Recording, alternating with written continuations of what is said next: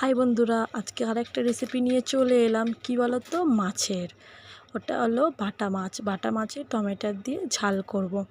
দেখো কি কি উপকরণ দিচ্ছি: লঙ্কা, টমেটো, ধনেপাতা, রসুন, পেঁয়াজ। এবার কড়াই তেল দেব, তারপরে মাছগুলো ভেজে নেব।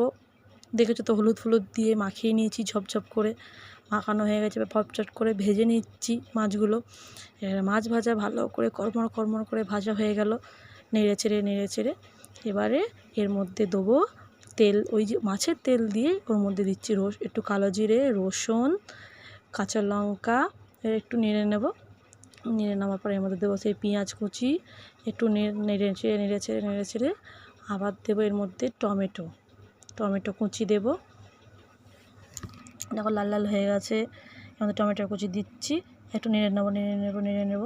নেড়ে চেড়ে তার মধ্যে দেব এক চামচ আদা রসুন বাটা।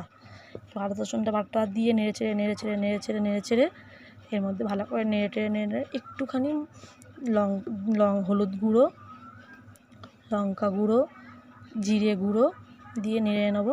ভালো করে একটু কষা কষা মতন কষিয়ে নেব। এবার একটুখানি জল দেব। দেখো, একটু নুন আর একটু জল দিলাম। আর একটুখানি ভালো করে নেড়ে চেড়ে এর মধ্যে একটু ফুটছে, দেখো। এবার এই মাছগুলো দিয়ে দিলাম। দেওয়ার পরে ভালো করে একটু নেড়ে দিয়ে একটু চাপা দিয়ে রাখবো ধনেপাতা দিয়ে।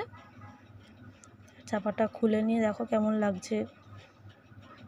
দেখো কত সুন্দর হয়ে আছে। এবারে নামিয়ে নেব।